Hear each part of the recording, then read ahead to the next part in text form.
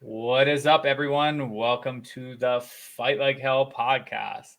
Coming to you on a Thursday, episode 65.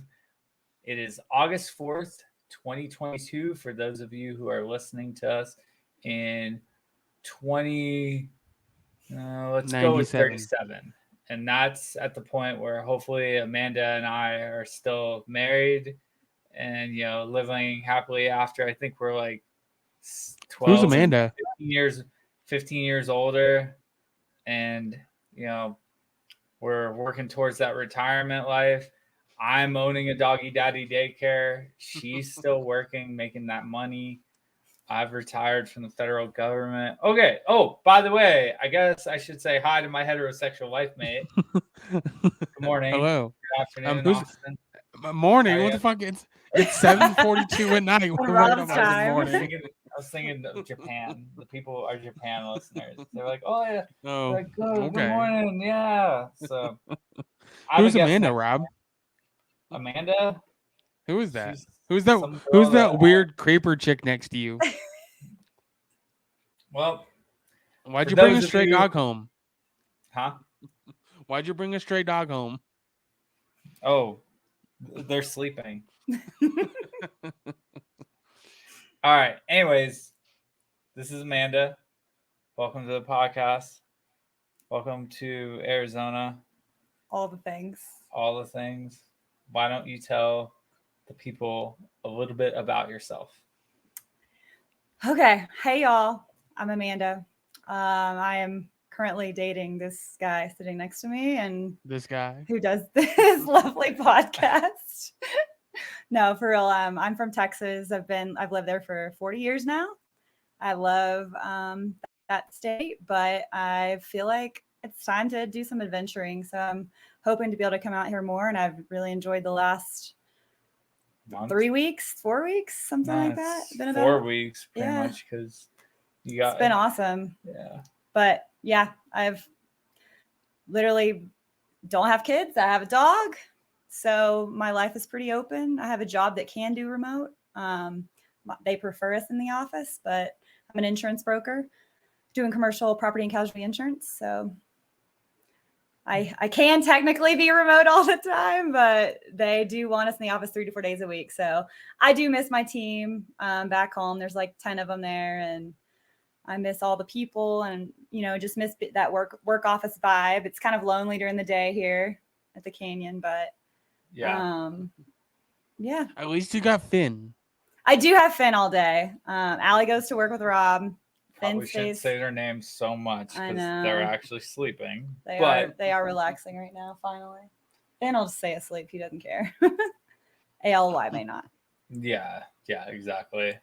And our connection was actually through Instagram, ironically, because of our dogs, as people have probably heard in previous episodes. Or if you're creeping on this episode to find out more about my girlfriend, that's how we met. Yep. Oh, Through our Vizslas. Always creeping. Yep, always creeping. But So is there anything else you want to say about your little summary of who you are? Okay. I like to work out. We'll get into that too, But because we can talk about some of the I have a lot of workouts. hobbies, a lot of basic hobbies, but Okay. Basic white girl. it is. I am definitely that. I've lived in Houston. I've lived in a city since I graduated from high school. So I do all the city things, and there's so much, you see everything that goes on with competition and all the girls doing all the fun stuff. And so it's nice sometimes to be able to get out, but it's also been nice to take a step back and relax. Change of environment. Yeah. Yeah, big change in environment. Yeah, I grew up in the country. So I grew up in a town of it was 5,000 people growing up. So it was super tiny, small town, East Texas, around the border of Louisiana. So this is reminds me of back home, to where you have to drive an hour to the nearest city to just be able to get groceries, because that's kind of how it was for me growing up. So it's not the end of the world. I've just had the conveniences of living in, Austin, Dallas, Fort Worth. Just with a really big hole in the ground. Yeah, that's right. I was going to say, does your place have a giant No, hole? we have the There's most a really big hole in the amazing, ground. beautiful piney woods trees in East Texas, but no holes in the ground. Okay. It's a lot greener. All right. Let's hit some of our promos and then we're going to get into this podcast. Our first promotion goes out to Invicta Coffee. They're a veteran-owned coffee company here out of Arizona. We're really good friends with the owner, Spencer, and they produce different types of coffee that we enjoy drinking. My favorite one is the bourbon pecan. And if you would like to try any of their amazing coffee, please head over to his website. Use the promo code Fight Like Hell. You can save a little bit of money on some amazing coffee. Second sponsor is what goes good with coffee, Rob? According to you, like creamer or milk. Well, According to me too, I agree. Yeah, I mean, okay. You're not wrong. Hey, you used to drink coffee with creamer too, so don't even go there. She's holding her. Yeah, don't act like you're better than us, Rob. I know you don't just drink black coffee. I drink black coffee all the time only. Liar. He's been drinking a lot of creamer since I've been here. I think we actually have it because I bought it. Like we got it. At the I know he doesn't just drink black coffee. I know that for a fact. Occasionally I do. No, I drink a lot of black coffee. You want to be cool? Yeah. By the way, I've been working on a drug deal behind your back. That's okay. Let's finish the promo and I'll tell you about the drug deal. Okay. Or I should probably tell you after the podcast. So the second promotion is for Patriot Cookies. They're a veteran-owned cookie company. And that's owned by Johnny Tackfit. And he's one of our good friends. He's been on the podcast before. Super fit dude. Has amazing cookies. And if you want to save 15%, go over to their website. Use the promo code Fight Like Hell, and you can save 15% off cookies and get them sent out ASAP. Eat them with coffee. Let's go. Okay. Good job. Now, weekend adventures. So we have done nothing. Liar. Sat around at the canyon looking at what was Sunday? What happened on Sunday, Rob? He turned old like me finally. Yeah. So Sunday I still haven't got into the reality yet that I'm 40. I don't like saying it. I liked it better when I was the Cougar Wrangler. Was Rob's birthday. And now I'm still a Cougar Wrangler because she's older than me. By 3 whole weeks. Yeah, I mean, but that's 3. That's 3 whole weeks of life that I don't even know about. I'll never know about those 3 weeks of life. I don't remember. 3. I know. She's so much older, Rob. She's significantly older. We've been over this. You're ridiculous. No, but on a serious note, like we had a pretty cool weekend.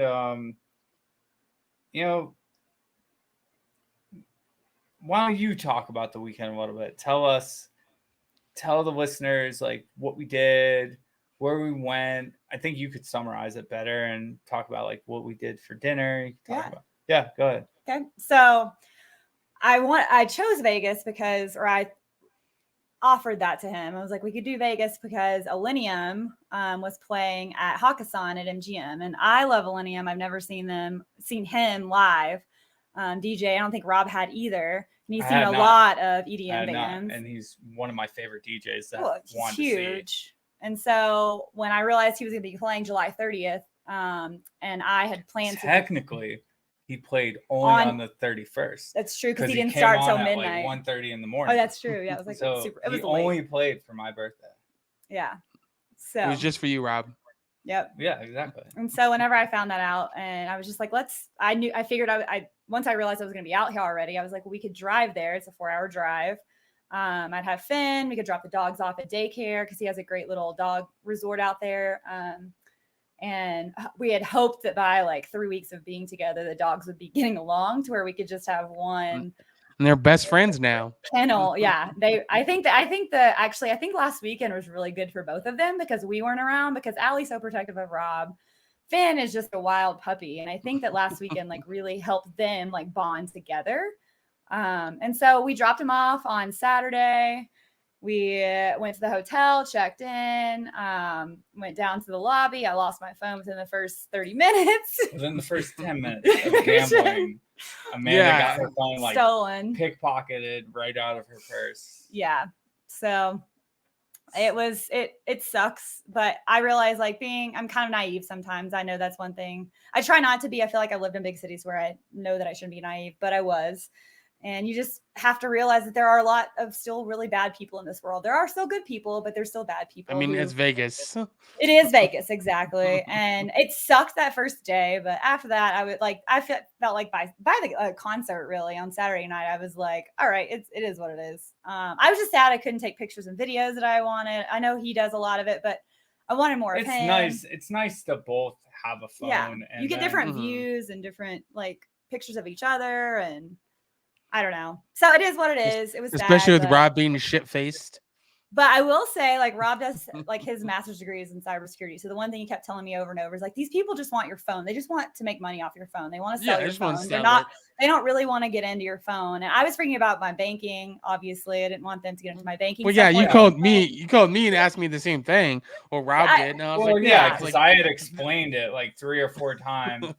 And I was like, I'm just going to maybe let Austin explain this too. Because, like, I felt like sometimes like it's hard to tell the person that you love information when they're upset about something. So it's better coming from someone that you know also cares and isn't sugarcoating something.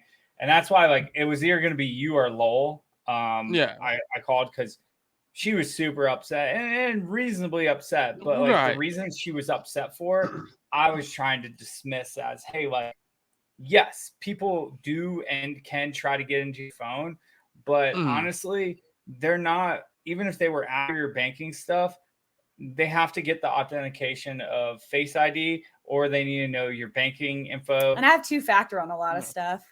Which I couldn't even get into my own Instagram from my iPad.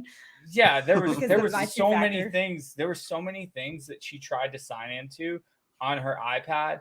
That was saying like, hey, like we can help you as long as you can answer a text, and she can't. Right, you're like, I can't do that. Because my phone's gone. So I don't know. It was nice to call you, Austin, because I want to say from that point on, it was better. It was a lot better because I mean, yes, her concerns were valid, but you and I both knew there would be a lot of effort to get into that. Not impossible, but a lot of effort. Right, typically, they're more after the fact of getting that phone, wiping it because they want to resell it. Yeah, they're just there, especially in Vegas. I mean, especially in Vegas, it's it's the #1 tourist town.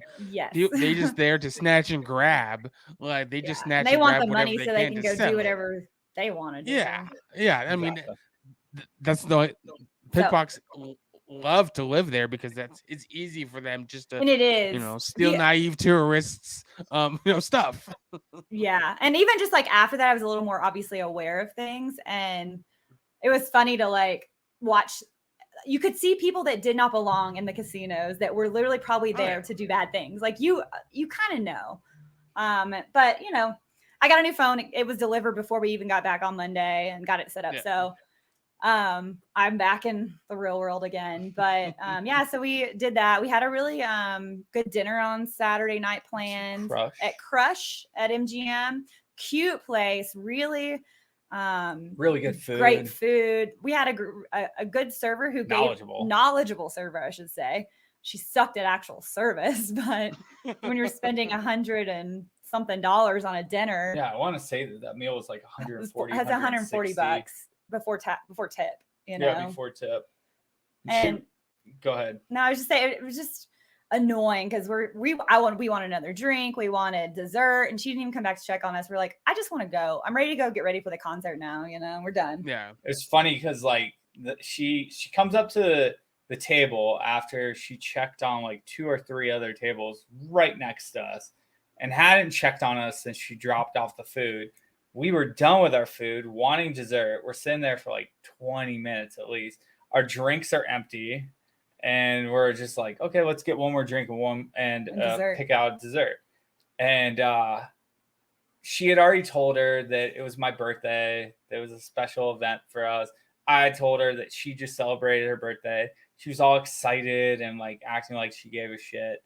And then she disappears. And when she finally comes back, she's like, how about dessert? And I think Amanda said something to the quote of, yeah, if you would have stopped by like maybe 20 minutes ago when we actually wanted, but now we have to get ready to go to a show. Yeah, Something exactly like that. That's exactly what I said. Yeah, because it was frustrating, and we had more time. Yeah, we weren't gonna sit there, spend more money when we could easily go spend elsewhere and get faster service. Yeah, I could play games and get free drinks. So it is like that's why you're there in Vegas, not to sit at a restaurant all night either. Right. So. And Oyo was the spots.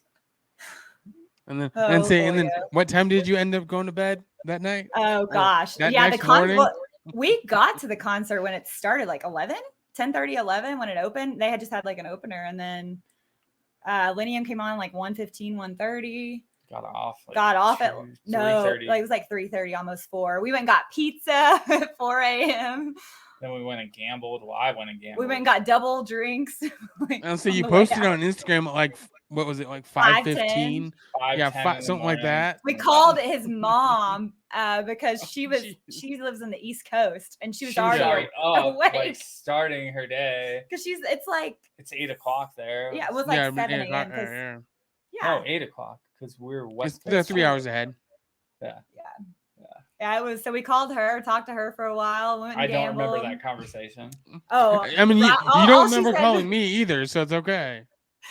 All she said was, "I'm glad that you're there with him because he clearly couldn't function on his own right now." No.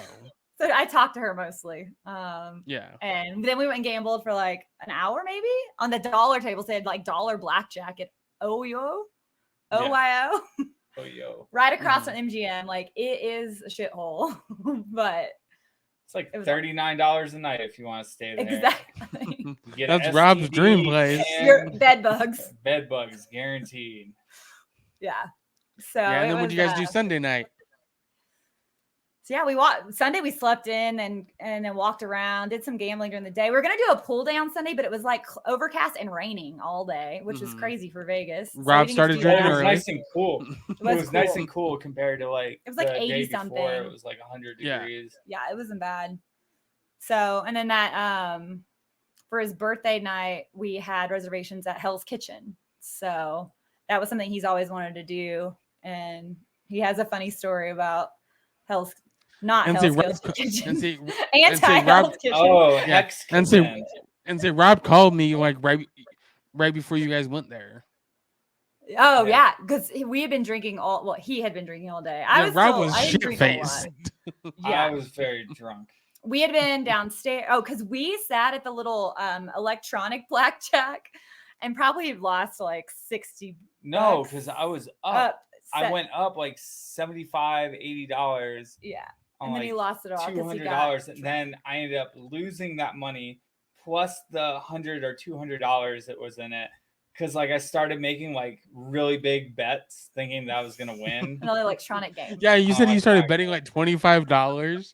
You're like, I got this. Instead of like, I could bet like $1 or $1. And I was constantly going up with the dollar. And I was like, this is a game. It's designed to make you lose your money. It's designed to make you think that you're going to win on the big hands.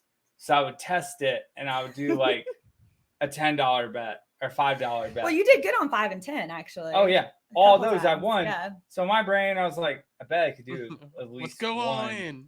One $25 or $50 bet. And then I don't think I told you this. I think at one point I accidentally hit max bet and lost everything. It is what it is. But like honestly, like it was fun because I mean, I pulled out money at the beginning of the trip and said, "Hey, like this is money that we're gonna use to gamble. Yeah. If we win, cool. If we lose it all, fuck it. Like we're only here for 3 days." I feel like $200 is nothing. Like if you're in Vegas, so and we didn't even lose $200. Like each. That's 160 total out of like 450 that we pulled out. That's better than a lot of people. Yeah. People go there and lose thousands. I mean, Rob's been there and lost thousands and thousands of dollars. And we were using a lot of that cash for tipping too. Tipping because we're eating free drinks, so we were tipping off of that. tipping with it. We were gambling with it. I was squirreling some of it, and then I don't know, like the first day we did pretty good, especially by the end of the night, because I think we were either up or we were just down. We were down by like $10. $10. But we also had drank probably about 20 drinks between the two of us on $10 essentially. Yeah, and I had gotten VIP tickets to Millennium, and so it was $100 tickets, but you get a $100 bar card. So each. So yes, the tickets were $100, but it's free VIP admission, which we had no line to wait in. We literally walked up and walked right in. We walked up. There was probably like 200 people in line. Got our bar cards. That's 100% worth it then. Oh, it was. I mean, the tickets were like $30 each, like for a general admission. But the line, there were probably 50 or 75 people in line. Walked right up, walked in, got our $100, spent the $200. So it's $200 between the two of us. Their drinks are like $20 each, so it goes pretty fast. Oh, I mean, of course. It goes pretty fast, but I mean, no matter what, we would have bought drinks. Yeah. Yeah. Oh yeah. Maybe not that many from there, but we would have spent the money, and it was nice. It was like built into the ticket where you almost got reimbursed for buying a ticket because like there was no extra cost for the ticket. Literally, the ticket came with that bar tab, which was an interesting way of doing it because I've been to a lot of EDM shows. I'd never seen that. I've seen stuff where you can pay like $200 and your ticket price is built in there, $40, and then you're getting VIP, so that's an extra $60, and then you're getting $100 bar card. Yeah, so it's kind of cool. That's how they usually upcharge you. Exactly, and there was no. I think the upcharge was like $14 for. Yeah, you have to pay for like taxes, the online processing fee. It was $13. That's each. Normal though. I'm like, it is what it is. They have to make money somehow because it costs them to run cards and have all that technology. So it is what it is. But it was a great like deal. But I mean, and it was a really good show. We had a good time. Yeah. And honestly, like I think we did it right too because we went down. I told her because I'd been to Hakkasan like 3 or 4 times at that point. That was either my 3rd or 4th time there. Had. And I was telling her like the dance floor area because there was a bunch of people in there and it was early. And I was like, at a certain point, they're gonna stop letting people down and only let people out and only let people in per as many that come out or whatever. So I'm like, we gotta like find a spot down here and just fucking chill. So we cleared out our first $100 tab while the warm-up DJ was on. It was enough to make her need to like pee or whatever. I didn't even have to piss at that point. So that's like how little alcohol we had. Did the entire show, just stayed down there. And then afterwards, we went and killed off the remainder. We got doubles and shots. Yeah. Because it was his birthday at that point. It was the 31st. So like and then it was like literally like $90 for 2 double drinks and 2 shots. Yeah. Jeez. So it's crazy. Oh yeah. Yeah. And then what was your story about the anti-Hell's Kitchen? Okay. So dinner. So back in November when I was out there for the Wounded Warrior hockey tournament with the Utah Warriors, Trevor and I were day drinking and we were supposed to go out to eat and we're trying to get like the entire team reservation somewhere. So I was like, dude, we should go to Hell's Kitchen. Last minute, that works. Last minute. And my buddy Trevor like pulls something up on his phone. He shows it to me really fast. And it looks like Hell's Kitchen. I'm going to see if I can find their website real quick just so you can see what I'm talking about. Okay. Because the way it's designed, I'm going to send this to you and bring this up on your page. Yeah, I got you. All right. So the way it's designed, like at a quick glance, if you put in Hell's Kitchen, it almost looks like Hell's Kitchen. But even like their sign kind of like in my drunk brain, it looks like Hell's Kitchen. You're like, yeah. I'm like, yeah. I'm like, dude, let's do a 12 top. He's like, dude, they got room for. You're like, Hex Kitchen is the same thing. Yeah. I mean, it's obviously not, but it says right there, and like the way those it looks. letters... Look, it looks like there's Bellagio in the background, and it's right next to Hell's Kitchen is right next to Bellagio because it's Caesar's Palace. That's actually at the Wynn. Oh, is it? I think it's at the Wynn. They show the whoa, fountains. that's Bellagio across the street. Yeah. So yeah, and right then there. Caesar Palace is over there to the right. So Yeah. I'm like, let's get a 12 top. And I'm like, but there's maybe 13 people going. I'm like, fuck it, let's do a 14 top. So we get a 14 top at our brains at Hell's Kitchen.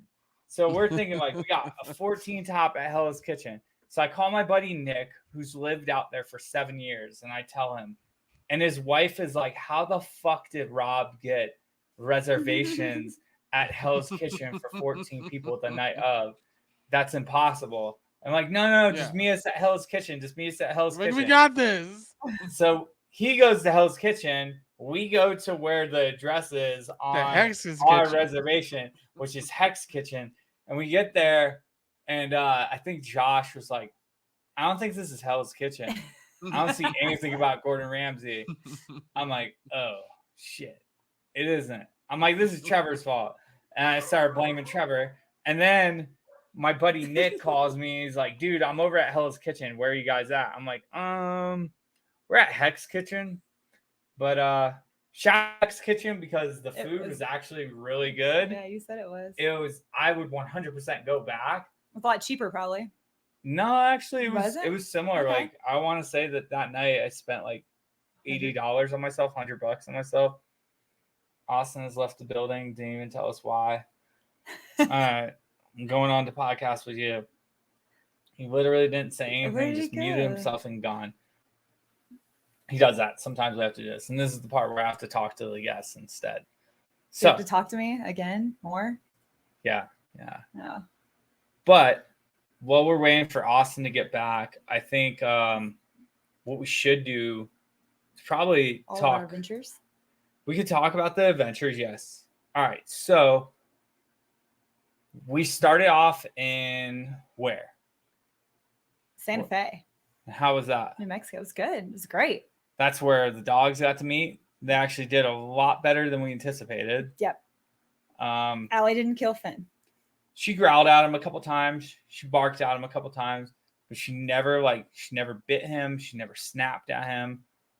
She didn't like him too close to her. She was also recovering from an injury, so I think that was part of it. Yeah. But I mean, by like day 2 or 3, they were roughhousing and playing to the point where we had to separate them. We're talking about like the trips now, since you decided to just leave. You left us. And you muted yourself. I mean, I'm sorry, my dog went off. I had to go check on what it was. Okay. So Santa Fe was first. Yep. That was for my birthday weekend. That was for your birthday. What did we do for your birthday?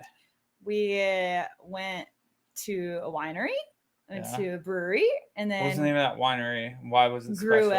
Why was it special? It was like sparkling wines, bubbly wine. That's what it's almost like a bunch of champagne wine. Yeah, it was amazing. It was really good.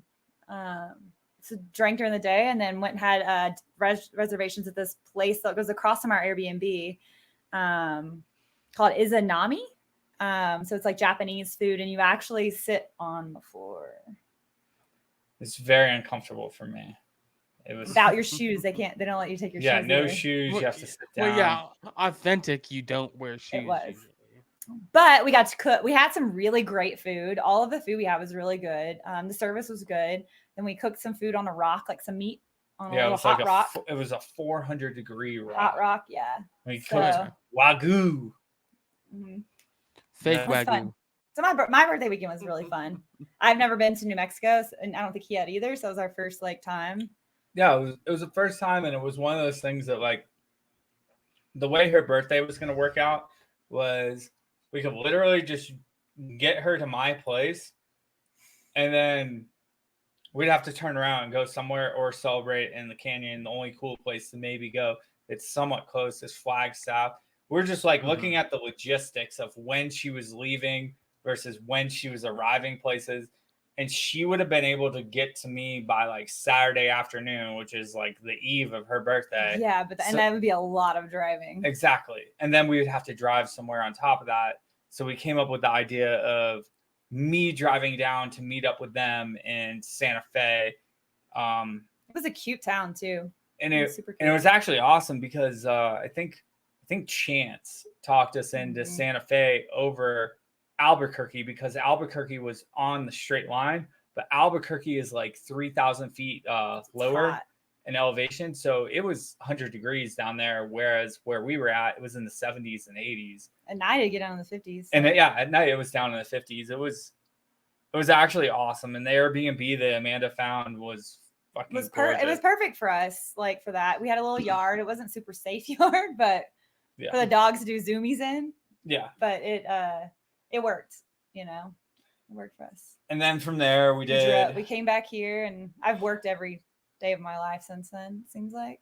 Yeah. That weekend we went down to the next weekend we stayed local, and we went down to like Sedona and got to get a hike in. And then on top of that, like I was still trying to recover my ankle, but I did my first hike that was almost a mile and a quarter. Yeah.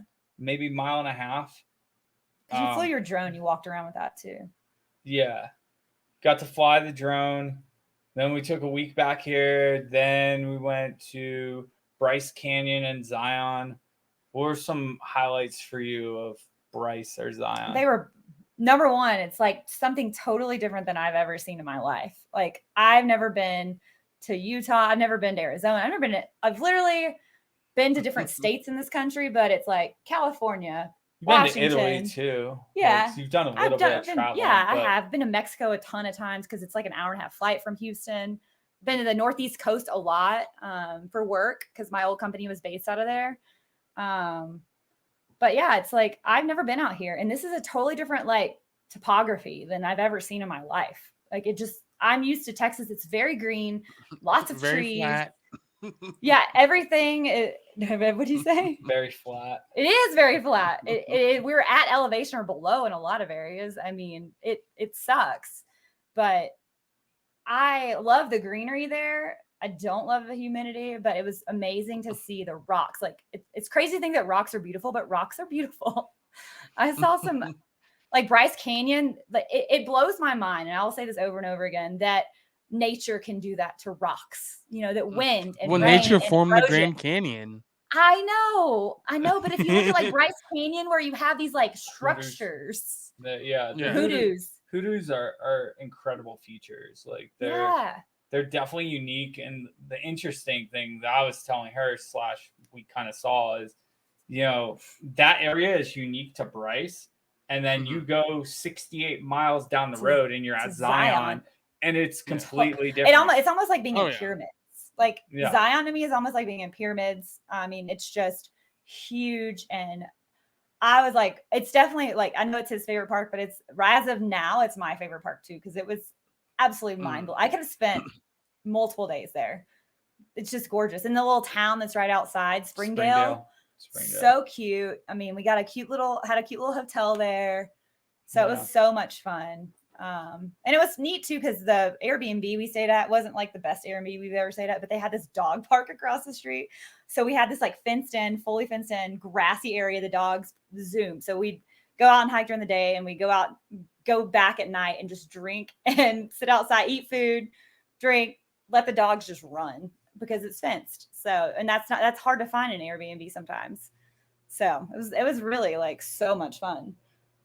Yeah. I enjoyed Zion the most. And then how many times did Rob get attacked by moths? Oh, the moths. Right. Yeah. So did you see Rob act like a little bitch? He was angry. He was better. To be honest with you, he was better than I thought he was gonna be, because they were literally everywhere. So there was like 25 coming more than that. There was probably more than that. So we had the Airbnb we had was like this little cabin.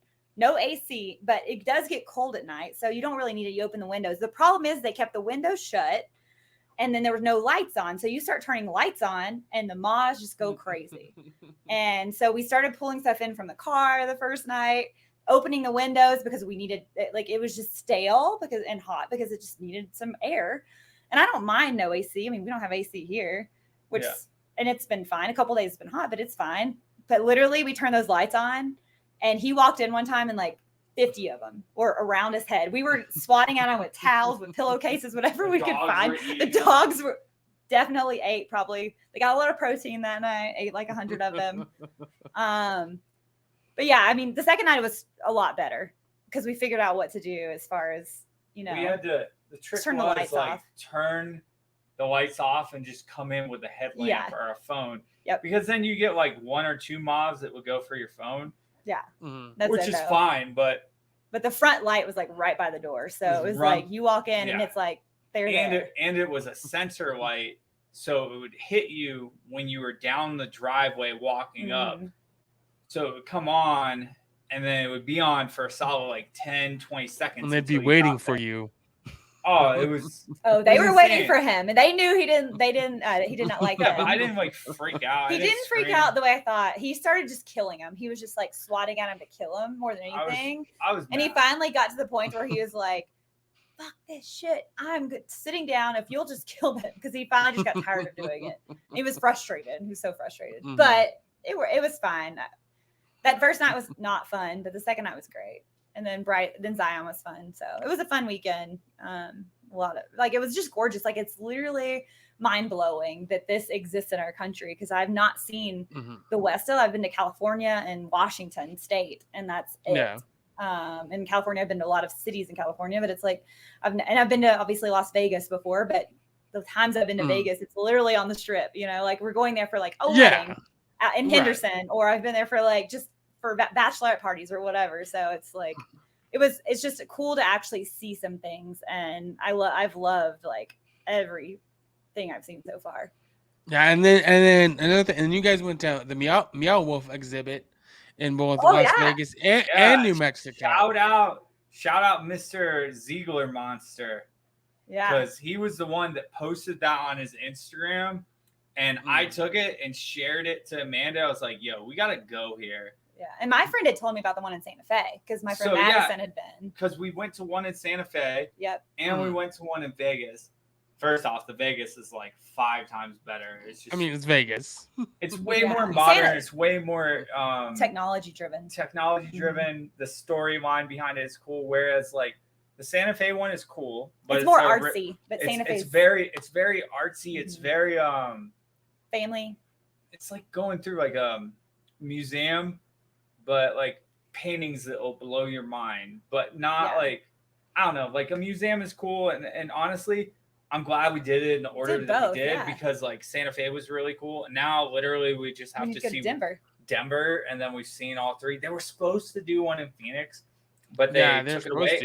And then we also found out from a dude who worked there that the CEO or the VP committed suicide just recently. Matt King or something. Yeah. Matt something. Yeah. Uh-oh. That's crazy. I don't know if that's his end. Would you say, Austin? No, I said that's crazy. Can you hear me? They're breaking up. Bueller. It's probably your end, because you guys are buffering. We're in the middle of the Grand Canyon. Literally, we're in a hole. Except we're on the rim of the hole. Right on the rim. You're getting a rim job. The rim of the hole. Yep, the rim job. Yeah, it was cool. Yeah, Meow Wolf was super cool. That was, especially the second one was even better. And that was like, it was nice to like not have the dogs to worry about, because they were at the daycare or resort. So it made it a fun weekend. Allie's been to Vegas with me one time, and it was a lot. And she's also been to a casino with me when I was in Nevada when I met up with Jordan. And it's so much, and like the floors are dirty and shit. And also, that was the first time we've spent time together without either of our dogs, because he came to Houston, had Finn. I just saw the little one. We met in Dallas for his hockey tournament. I brought Finn. Yeah. I came out here. We had Allie, and now and then Allie goes everywhere with us. Yeah. Service dog. So And so it was the first time we spent time just the two of us, like three whole days, just 2 people trying to figure out like each other without dogs, which are something we love more than anything, because we take care of them. So So what was your favorite part of your whole trip, Amanda? Or at least like yes, you. Oh 3. Gosh, I don't know. Top 3 moments you can think of. Zion was probably number 1, because I literally had like I like the outdoors. I forget how much I like the outdoors. we also had that special pass. It's true. Yeah. Yeah, we did. Wow, we had a special pass that he got because working for the canyon. And then stuff. also because of his ankle still, because we can't walk very far. He can only walk a certain amount of time. So we got to go do some things that you only get to do if you have like this special thing on your car. And we got it for 2 days. We got to drive back like 10 miles or something. I think it's like 14 or 18 miles. It's far. We got to do the scenic route that's only open to buses. In the winter time in the public. To the public. Otherwise, during peak season, which is now, it's only for buses, bicycles and walking. And then this special pass. So it was really cool because we got to see the entrance of the Narrows, which is something like I actually want to go hike once he's like capable of hiking 9 miles is what it is. I think it's like 8.9 miles. Yeah. So once he can do that, like that would be so because it's through water and obviously in the summer it'd be nice because the water would be cooling, it wouldn't be freezing cold or anything. So it'd be a lot of fun. But Zion was probably like number 1 for me. Number 2 was seeing Millennium because I haven't been to be honest with you, I haven't been to a concert since probably before COVID. I used to go to festivals all the time. That's where I've seen a lot of the EDM people that I like. That's the type of music that I listen to the most. I don't really listen to that rap, hip hop, pop. That's about it. You mean you live in Texas and don't listen to country? I don't listen to country or Christian. I bet Rob's super happy about that. Rob hates country. I was literally just thinking how happy I am.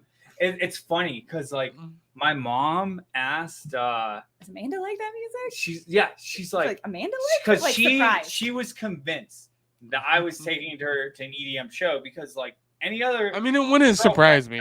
Really like EDM, and she knows that I like EDM. But I had to explain to my mom. I was like, "Listen, Mom, this girl somehow, some way listens to more EDM than me. Like she knows more about it than I do right now because." I listen to more like podcasts and audiobooks than I do music. Right. She was the one that figured out that this dude was playing and like set up everything. Like she likes it as much and or more than me. Yeah.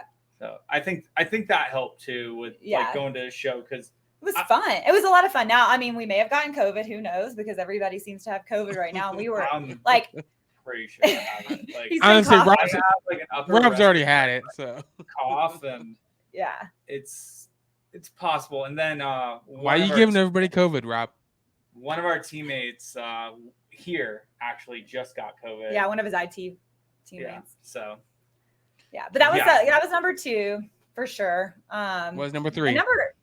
Number 3 was just like being able to be here and like be able to work remote. I love working remote. I did it for 2 years before. I had to go back to the office like within the last 6 months. And just being able to be and like figure out a work-life balance. You know, I was working on Texas time, so I enjoy working. I like my job. I love my team back home. I've been very grateful to them to allow me to come out here to do this. My boss was super cool about it. And I made sure, you know. And she was up on time early every day. 6 8. I mean, I work. I usually, when I go into the office, I go in about 9 a.m. and I work until about 5:30. At the office. And then when I'm working from home, I always work more. During COVID, I was working 10 to 12 hour days every day. But it's been like I've been up at 6:30 every day online working. And did you wake him up every morning? I mean, he would wake up, but he would. I mean, like not like intentionally. Like she would wake up, getting up, ready. Sometimes Finn would get up with me, and sometimes Finn would stay in bed with him. It was just would depend on the day, but. It was nice to like just to figure that out, you know, and I do feel super grateful for my like boss and team to allow me to do this, like be here for a month because it's been awesome. But like for, you know, whatever purpose, because I highly doubt that your boss is going to listen to this, but I kind of wish they would because there was times where I was like, hey, like, let's go do this, or you should get off work early. And she'd be like, well, I'm off at 3:30 or like Texas, 4 o'clock. Arizona time, so like 5:30 Texas time. And then she would end up working until like 5:30 our time or 6:30 our time. Yeah. And I was getting a little bit frustrated, but she was trying to like get ahead that way, like for the days off when we were in Vegas or whatever. Like one night she worked until like 9 o'clock. 9 p.m. Arizona time. That's like 11 p.m. Texas time. And I had been working since 9 a.m. Texas time. So that's like a long day. Amanda's boss is So you're a listening to this. workaholic. Just listen. Yeah. She fucking worked really hard while she was here, and So the big question is, when are you moving in? I wish that I could move in sooner. I have to go back to Texas. Obviously, like I'm going back. We start driving back tomorrow. I should be back in Texas by Sunday, and then home in Houston on Monday. So I wish that I could be here. I got a little sad today. I like cried during my work day thinking about it because it's been awesome. I'm gonna cry now. Yeah. It's been awesome. And having like Finn, like being able to have him here. yeah, and then like and he has Allie. Yeah. No, like it was that like that. I was talking to my team today, like we're talking in our own like little group chat or whatever. And well, you're not allowed to call me when you get emotional, Rob. You're not allowed to call me. Just to let you know, you can't call me when you get emotional. No. But I was because Amir reached out and he's like, "Hey man," he's like, "Is anyone gonna be around the park on Saturday? I'd really love to see you guys. We're doing a turn and burn. Like they're coming down from Moab to grab stuff to go back to Moab or to go to Texas or something like that. But either way, originally we had planned to meet up with them, but it was gonna be like a Friday night. Long story short is I wrote him. I was like, listen, man, like I would love to see you. Amanda would love to see you because they're all three of them. His wife and Amanda and Amir are all from Houston. Like they're all like, so they know where each other lives. They clicked really well last time they hung out. And I was like, dude, like I can't, like her and I are driving to New Mexico. We're actually going to White Sands National Park this weekend, which I'm stoked about.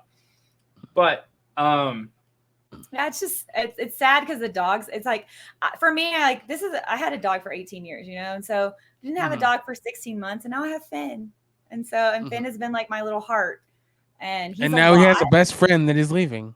Yeah, and that was what we were talking about last night. We were talking about that like it sucks more for the dogs because we'll obviously be able to talk, we'll obviously be able to plan, but like Allie just gonna have to video chat Finn. Yeah.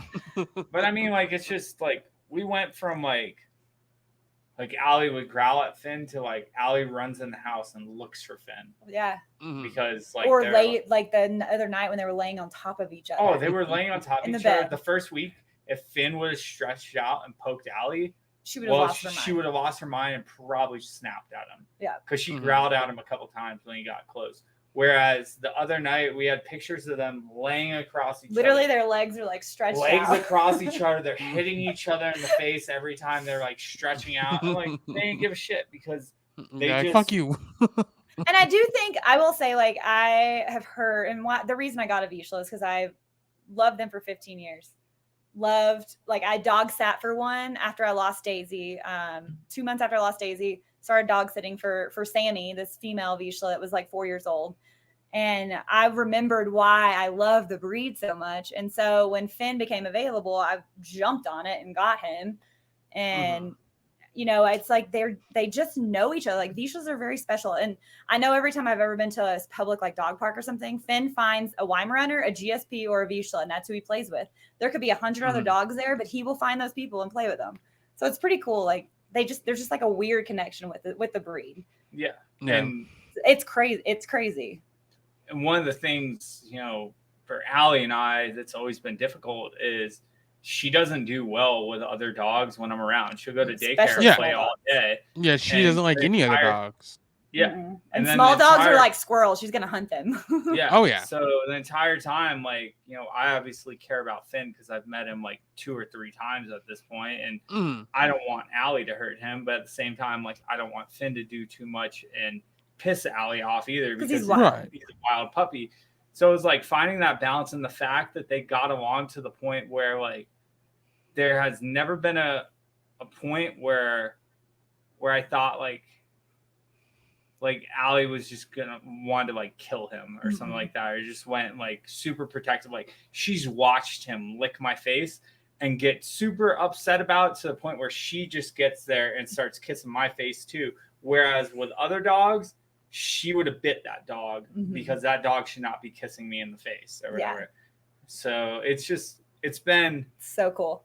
It's so cool. And I think that's like obviously Amanda wants to move out here, but I think that's the toughest part about her going back is the dogs being separated. 100%. Because, to them, like, this is what life is, and it's fun. Like, they have a friend when they want to have a friend, but if they want to be separate, like, he takes Allie to work and Finn stays with me, so it's like they're separate. They have their own lives. Yeah, Allie's like sleeping on the couch, Finn's passed on the dog bed. Yeah. I don't think we've ever done a podcast where Allie's chilled. Like, Allie's been chill either, so it's kind of funny and weird. I think I bring good energy to dogs. Yeah. So. All right. Well, let's talk a little bit about you, Amanda. Like, where you grew up, and like, if you're okay with it, like, I want to talk about like a couple things about like your backstory, like childhood wise, just because like I think it helps.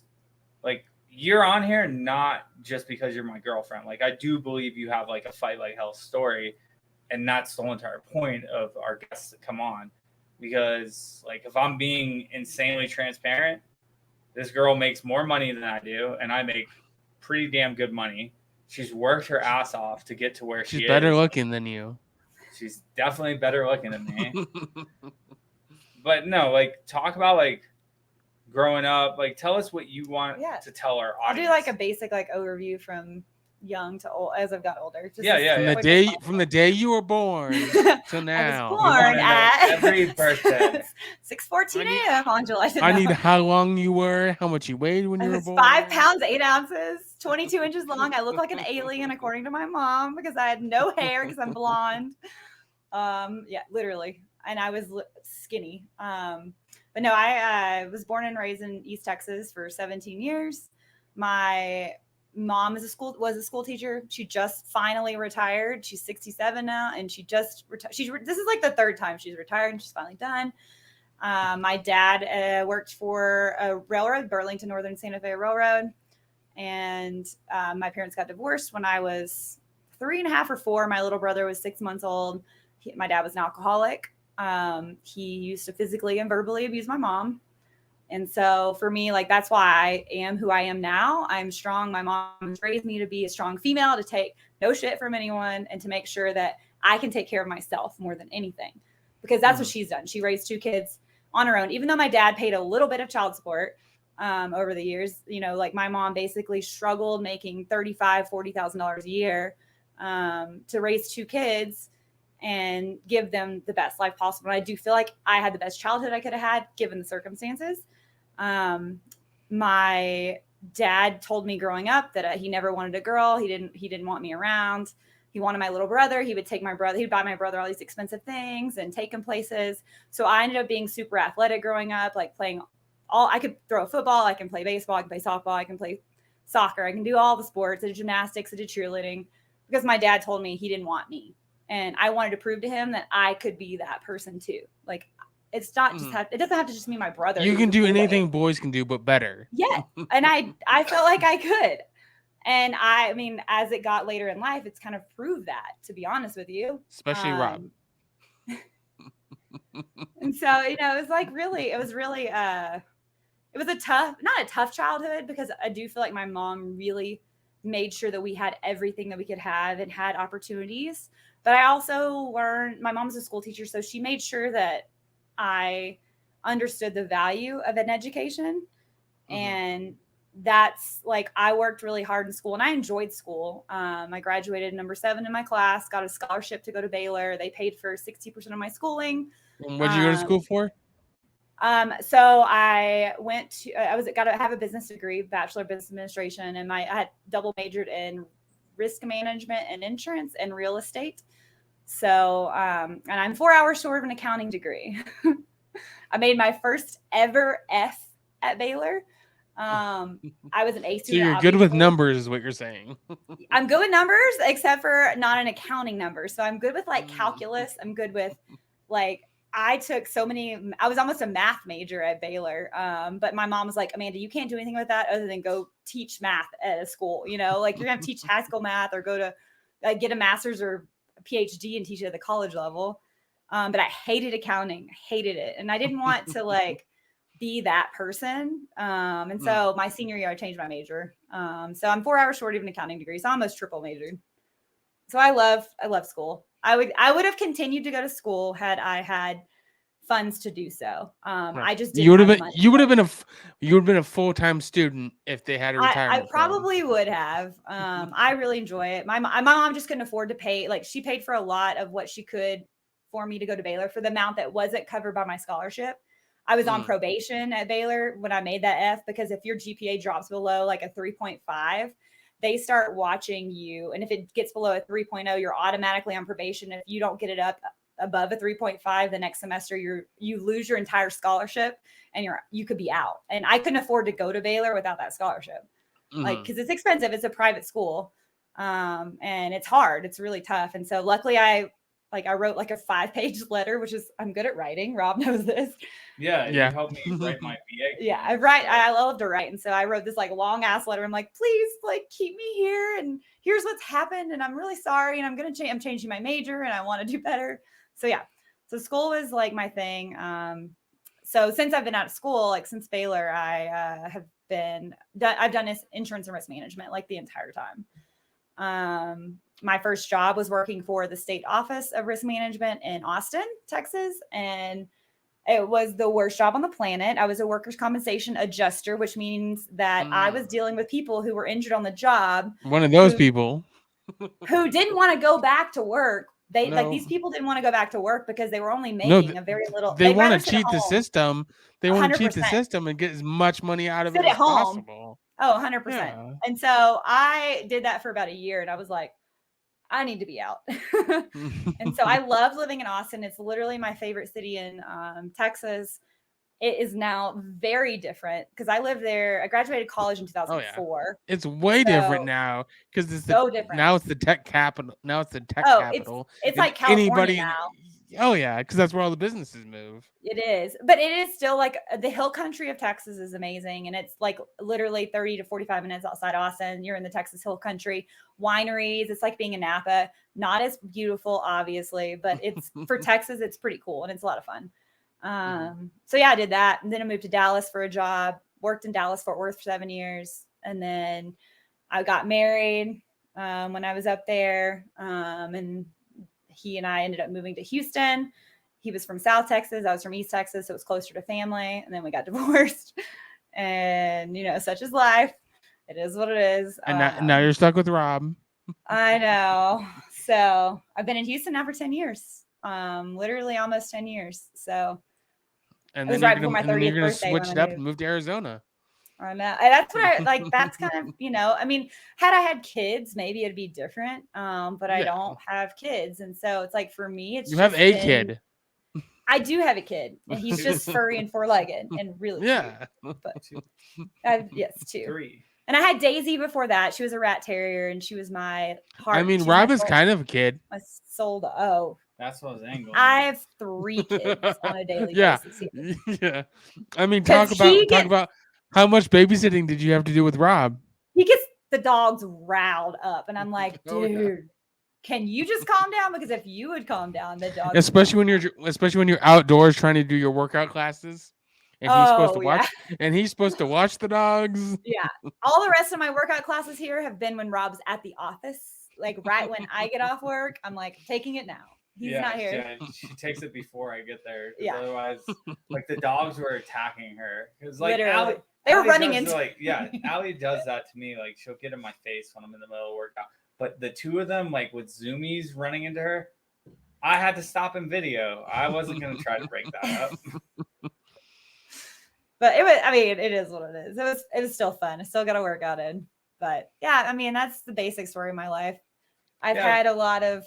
But I would say like one of the toughest things that you went through, if you don't mind me saying, is probably like, because Austin can kind of relate to this too, because he lost a parent. Mm-hmm. But you lost. I was like 2 3/4 years old. I don't fucking remember that shit. Yeah. Okay, well, Amanda was older than you. I remembered how shitty her father was to her. And she lost her father. How old were you? I was 23. I just graduated from college. That's way different, Rob. Yeah.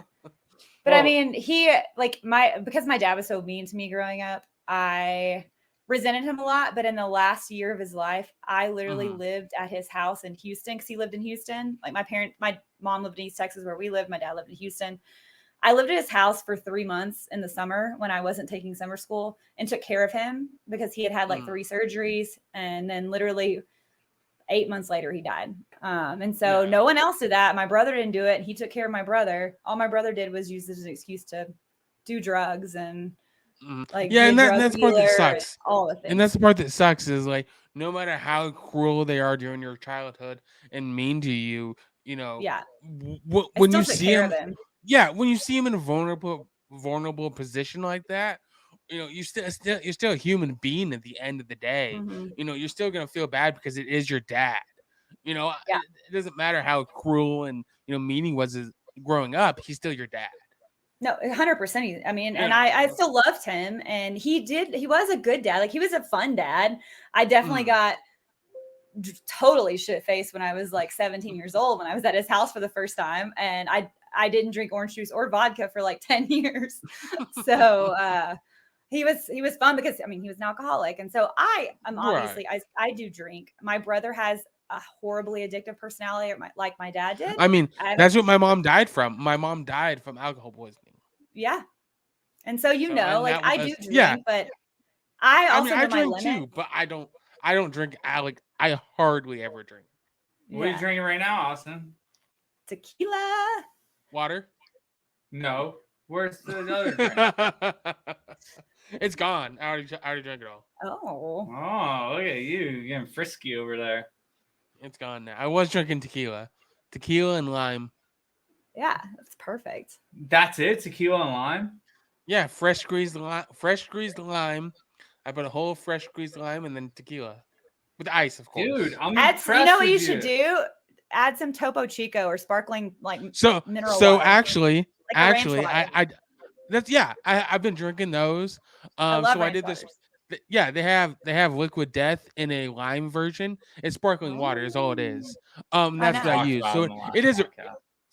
So yeah, that's what I've had ranch waters. That's my. Oh, it's good. I've been love drinking. ranch waters. Yeah, they're delicious. I've been drinking Casamigos. Yeah, I've been drinking Casamigos, which is George Clooney's tequila. That's what I drink. That's what I have at home right now. I make margaritas in Texas. That's what I make. It was too expensive here when I came out here to buy tequila. I was like, I'm not spending that much. It's not that much. How much is it there? I don't remember what it was, but I was like, that's way more than what I bought it for at a liquor store. I spent $40 on a bottle. Yeah. No, I think it's like 40, 45, I think in Texas. So it's about the same. But it was more than that here. And I was like, yeah, it's either that or Terramana. I like Terramana too.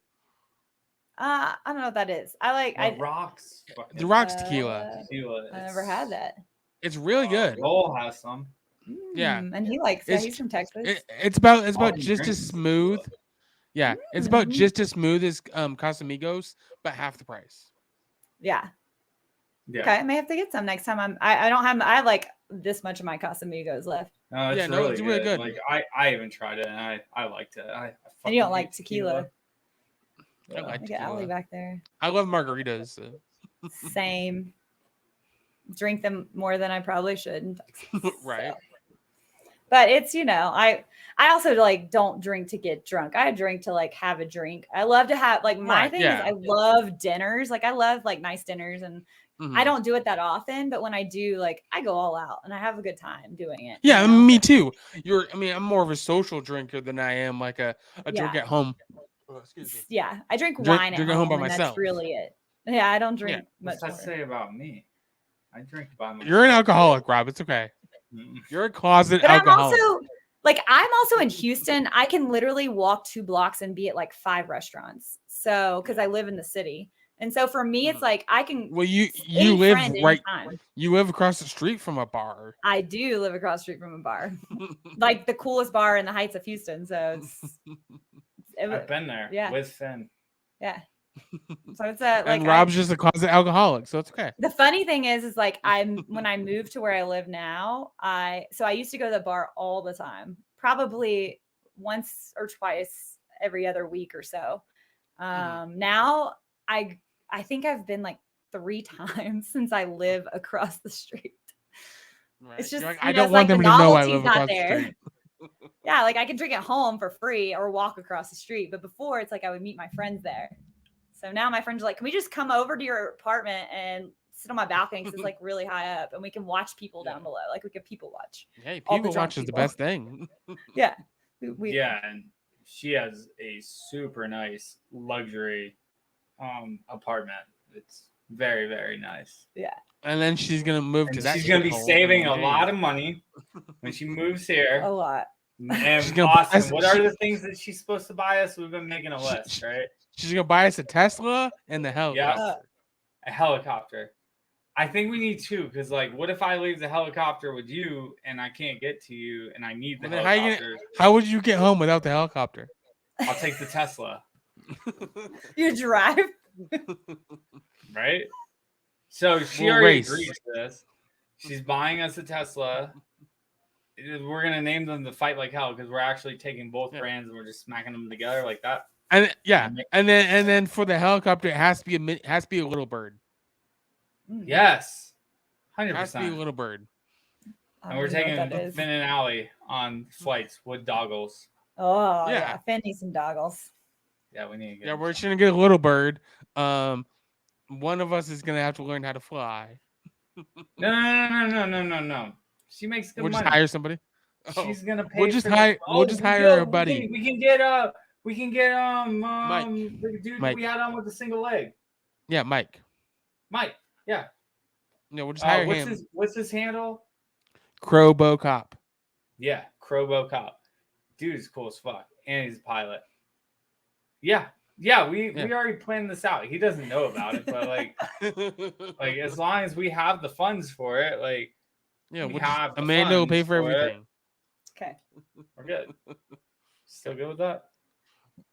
I'll put. We just need you to work more, Amanda. We need you to work more so you can fund these adventures. I'm telling you, like, it's good. It's good. I work a lot. She works a lot. And then also, me and Rob are going. I don't know if Rob told you, but we're going to Vietnam together. Just me and Rob. Yeah. We're actually gonna create a sweatshop down there. Yeah. Make some money on the sweatshop.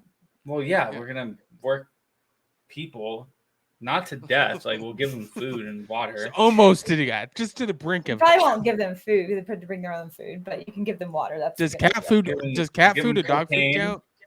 You give them cocaine. You give them cocaine and dog food. Dog food. And then they work. And then they build us more shirts and materials. And then we distribute them. Yeah, me and Rob are just gonna become drug lords and Mm-hmm. Be good. And then we're starting a doggy daddy daycare. Yeah. And it's only gonna have be the cover at it.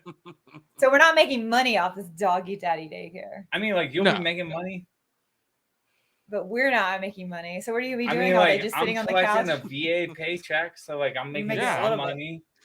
Me and Rob are gonna travel the world while you just stay home. Well, I work. Yeah. And you're gonna work with his wife. Like you guys are gonna sell stickers and run insurance companies and. Yeah, and me and Rob are gonna travel the world in a helicopter and Tesla.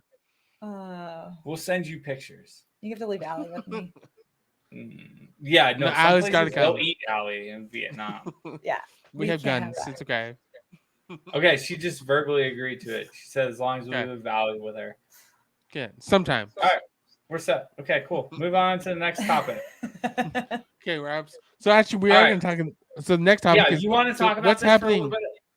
Yeah, so next month is September, which is our 22 challenge that we do. This is our second annual 22 challenge. So it's 22 pounds with 22 miles in honor of suicide awareness.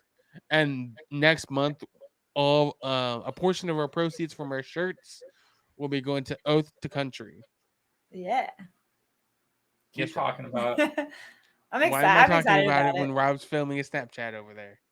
No, not Snapchat. Instagram for the pod. Oh. Just keep talking. Talk about the 22 challenge. So yeah, the 22 challenge is going to be next month, and a portion of our proceeds are going to go to Oath to Country, which also does 22 miles with 22 pounds. and it's a good friend of ours based in California. Yeah, it actually worked out. Austin. Worked out Austin. Yeah, Austin. No, how much whiskey have you had? A couple. So I love Chad, but don't tell him I'm drinking something else. He's probably gonna listen to this episode too. What are you drinking? So this is called Ronan's Creek. That's the one you got. Rowan's Kentucky bourbon whiskey. Yeah, it's actually really good. Oh, it's the Willet Distillery. But no, we're stoked. This is the first time we're actually announcing it anywhere. We love Justin over at Oath to Country. He does literally what we're doing, but they do it all in one day where you can bike, you can run, you can walk, you can crawl, like whatever you can do. You just got to strap on 22 pounds. You got to complete the 22 challenge. They all do it in one day. The cool thing about Justin is he'll do it with a vest on while carrying either a POA flag. Not PO. Yeah, POA. Yeah. POW flag. POW flag. POW. I don't know where I got POA. POA, no idea. Prisoners of agriculture. You're stuck. A POW flag, or he'll carry the Marine flag, or he'll carry the American flag. And those of us who are in the military, we know running with a flag is quite challenging, being like a guidon. So Justin's just cool people. He's in really good shape. He was actually honored that we even considered him for this. We're excited about this, and this we're probably gonna do something every single year with Rescue 22. They're an amazing company, and just literally reposted them today on something. But we also want to take our time to focus on people that know either Vigilant and Humble, Save Our Six, or Fight Like Hell, that are maybe smaller nonprofits that could use this type of boost. And it is like I called you after I took a shower the other day with an epiphany. I was like, dude, you were yelling at Amanda. You're like, don't let me forget. He was yelling at me, Amanda. I'm like, what's wrong? Like, what happened? You're in the shower. No, but like it was a no-brainer. Like he had an epiphany. Makes sense. Yeah, I think it's really cool. And he's good people. Justin's such a good dude. And we should have him on the podcast soon, I think. Yeah, I think you should. Yeah. And we should get Finn on the mic. He needs to come on. So, and then what's happening in October, Rob? So October, we finalized the location. The final location for the Post 22 Challenge meetup is going to be in Las Vegas for the airport. However, we're trying to set up a hotel away from the strip. Yeah. We want to do something over by like Red Rock. Red Rock's Hotel and Casino is going to be your best hotel choice. Yeah, because it's like 6 or 7 miles away, right? Well, yeah, and it's really there's only like 2 other options that are like lower budget hotels. Yeah, and I've actually been to that place. So what I plan on doing was contacting them and asking them if they can do any type of promotion for a handful of disabled vets that want to come out. I can't guarantee anything because like I don't even know how big this event is. I've probably had it'll be Rob, Amanda, and like one of the persons on it. I know at minimum Buck plans on being there, Brewer plans on being there, Amanda plans on being there. You're a piece of shit. You won't. I plan on being there. And hey, I can't afford it. I'm not. Well, I don't have a sugar mama. I don't have a sugar mama like you do. I mean, I'm not paying his way. I'm paying my way from Texas. So pay Austin's way is what we're getting at. Okay. No, we'll talk about that offline actually because I do want you to be there. I want you to be there too. I want to meet you. Yeah, we'll talk about that more offline. I think it's really cool. I'm excited. I'm going to do the 22 challenge and talk about the package deal that we're doing. And can you bring up a mock-up? I mean, I can bring a mock-up of the shirt. So while you're bringing up the mock-up, I'll talk about like what the package is going to be this year. Do that. So for $40, we are doing the custom shirt. $10 of that shirt goes directly to Justin's organization. But here's the kicker. The first 50 that you guys buy, we are including an exclusive patch that can go like on a vest or go on something Velcro that says 22 challenge. Or no, it says 22 pounds, and 22 miles. And it's 2022. And it's 2022. Yeah. So for those who buy the shirts first, you get a custom patch as well. Come here, Finn. Hi, buddy. Where's your man? Yeah, it's gonna be. I'm excited about it. I was like, I want one. I want to make sure I get one. Oh, there's a Finn. So, yeah, so we're excited because this is the second annual one we're doing, and it's. Are you muted? Yes. No. So there's the shirt for this year. Oh yeah, I like that. That looks good. And it actually has the year on it. This is our second annual. Last year was super successful. Honestly, we're depending on you guys to help us make this even bigger and better because a company like Justin's deserves the recognition for what they're doing. They're actively working on suicide prevention by getting veterans together, getting people together to go compete in something that's bigger than them, like a national cause, or actually a worldwide cause, because we lose veterans all over the world. Yeah. So, are you being attacked by Vizslas? Yeah. Yeah, a lot. A puppy. Okay. Okay. Is there anything else you want to cover? I think I'm good. Let's come here, Finny. Too much, Finn. Too much. Too much. Now the little one's awake. Okay. Is there anything else you want to cover? All right. I think unless there's anything else we want to plug, let's get into the ATI. Okay. Yeah. I mean, I'm ready if you are. Yeah. All right. I'll read the first one and then I want to go grab a couple more, or you look for one while I'm reading this first one. We'll have Amanda go first. Okay. Would you rather wear wet socks or oh my god, Finn. Finn keeps saying the fucking camera. Anyway, would you rather wear by the way, anyone who's new to the podcast that might be like Amanda's friend, Amanda's boss, Amanda's mom, my mom. This is the part of the podcast you don't want to listen to. This is called Answer the Internet, and it's basically would you rather questions, and some of them are going to be super fucked up, where you're going to judge Amanda to the point where you're not going to think she's a real person anymore. So if you're good with some of the things she may or may not say, continue on. But if you are a parent or a position of employment, do not listen to this part. My employer listens to it and somehow keeps me employed.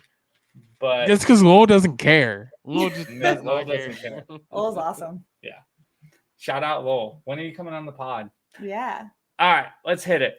Would you rather wear wet socks or only shower once a month? Wet socks, 100%. Easy answer for me. Yeah. What about you? I mean, yeah, it's pretty easy. I thought it'd be harder, but I mean, wet socks do suck though. But yeah. What about you, Rob? I feel like I live in Texas and my socks are always wet because of the humidity. So it is what it is. I'm going. Rob's gonna go shower once a month. Shower once a month. Baby wipes. Key. I mean that works. I'll make it a month. They make shower wipes. They do. Yeah, I know. I had to use them when I had a broken leg.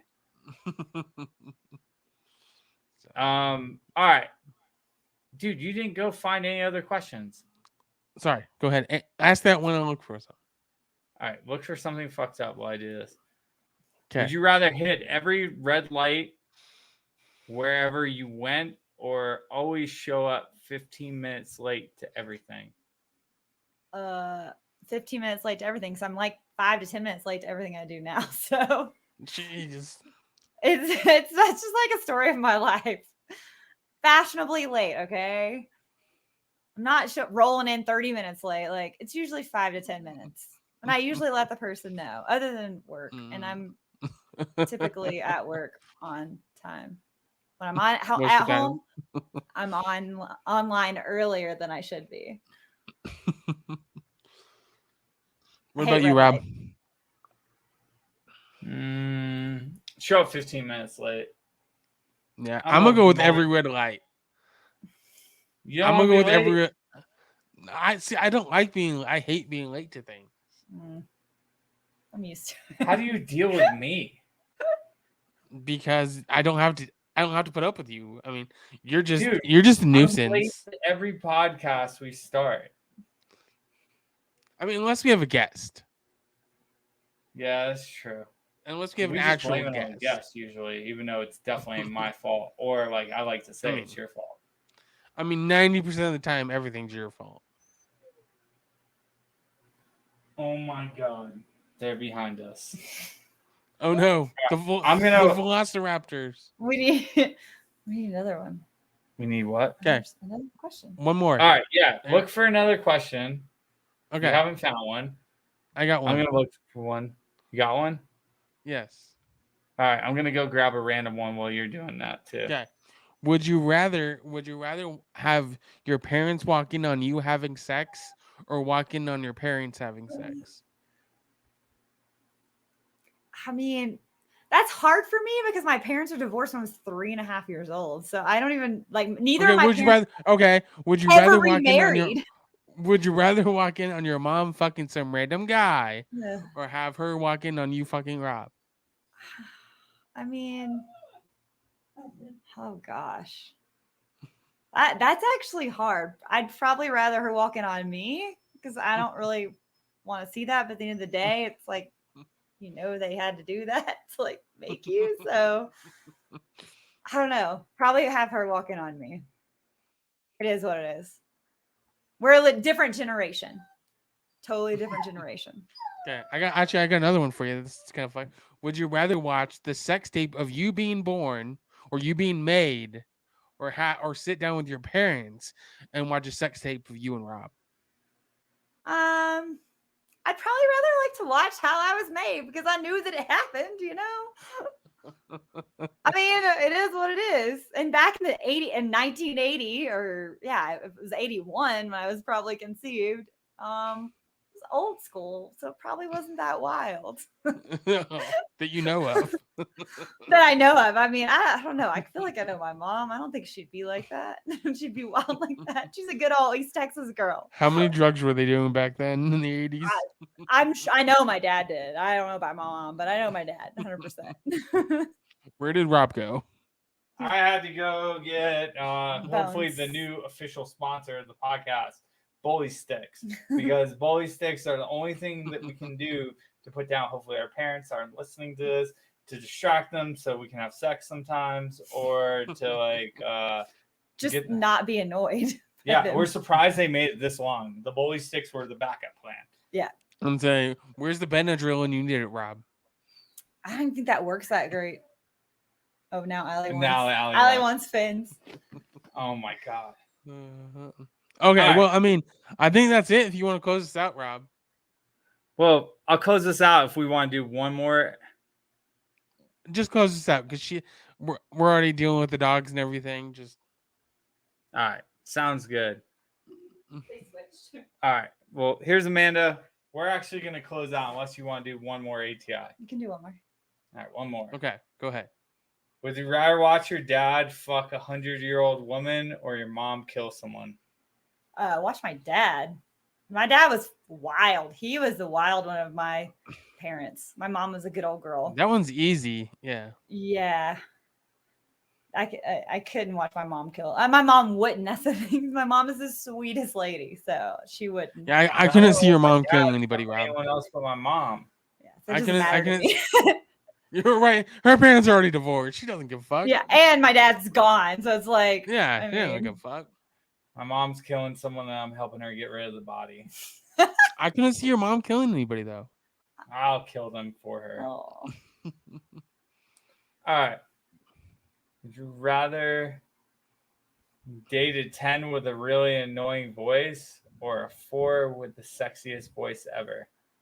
4 with the sexiest voice ever. 4. Really?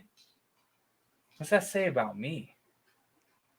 Well, we already know your ego is inflated. You have a big ego. So I know girls that have really annoying voices. So I can't imagine why y'all would want to date a girl that has Amanda, really no. I don't know how my voice is to people, but I do know that. You're gonna know soon enough. It may not be sexy, but that bitch is annoying. I don't think it's annoying. I know some people, guys. I've met some guys that I can't even listen to them talk. And if I can't listen to you talk and get to know you, then I can't do anything else with you ever, because I want nothing to do with you because you're annoying. Your voice is annoying. Mm-hmm. What about you, Austin? I said 4, 100%. No, Rob does have an ego, though. You're right. He does. Oh, I know he does. So we're talking about dating versus like being with someone. What do you? I mean, dating is being with somebody. Oh, that's like long term. Yeah, a 4 then, because the voice would drive me crazy if it was more than one day. I mean, you can't have like a conversation with them and get to know more about them. You're like, can you just shut the fuck up? Like, right? Please shut up. Where's the duct tape? We just need a 10 with the sexiest voice ever. That's all. Right here. I got a question for you, Amanda. If you could have sex with one male celebrity, who would it be? Oh, that's okay. That's tough. You got a whole list. The fuck? Did you see like how that got tough for her? That's concerning. Like I have like one or two chicks that I want to fuck. You're just like, let me think. There's like 75 of them. No, there's just a handful. Just 30. Because of my age, like I was obsessed with Mark Wahlberg growing up for lots of reasons. And so he is one that's like always in the top. There's just something about him that I like. I just think he's now he's obviously older, not as good looking as he used to be, but still really good looking. But there's just something about him that's so cool. I've loved him do everything he's done. So he's probably at the top. I'm probably not a typical girl that likes most of the like super hot guys. I mean, I'm not gonna lie, watching Terminal List, Chris Pratt, pretty hot. And I agree. So guys like that to me is hot. So and that's why you're dating Rob. I'm just not into like super flamboyant guys that are egotistical, which is then why are you dating Rob? Exactly. I was thinking the same thing. Man, why are He's you actually not as much with me. I think it's just like it's a front. It's a persona. Yeah. Maybe we need a podcast. I mean, I think that he is egotistical for sure, but I don't think he's like as bad as he says he is. But those are like those are guys like that are like my type of guys. I don't like. I got one question for you about Rob. Okay. What is the number one thing about Rob that drives you crazy? His anger issues. He has anger issues. He does. He gets mad pretty easily about things. And it's like I've seen it because I've been around him for like a month now. And he gets mad about things that I don't think he should get mad about. Like it's really. I agree. Yeah, but like I don't punch holes in walls. Like, no, he just yells and gets frustrated. Alexa out the window today because he just yells and gets super frustrated. She wouldn't pause. So Alexa almost. Oh, I know. I've dealt with it. I mean, I was like, it's not a big deal. Like it'll be okay. It's fine. I know. He freaks out about things and gets angry when I don't think that it's necessary. My opinion. Realize I have brain damage. That's you can't use that as an excuse for everything, Rob. No, I'm serious. Like I understand that too, but at the end of the day, like you need to figure out how to make it better because it can't be a crutch forever. You know? Yeah, Rob. Like figure out. Let's end this podcast. Figure out how to. And that's why I asked that question. Issue and become a better person. The anger, though, it's like that's the one thing that's driven me nuts, and that's the only fights, or not even a fight, like a disagreement we've had is like typically revolved around his anger. And he says something or does something, and I either shut down or just don't respond, or get mad back. So that's really like the only issues we've had. So I think patience is huge, and I have a lot of patience. He doesn't know what that word means. I know.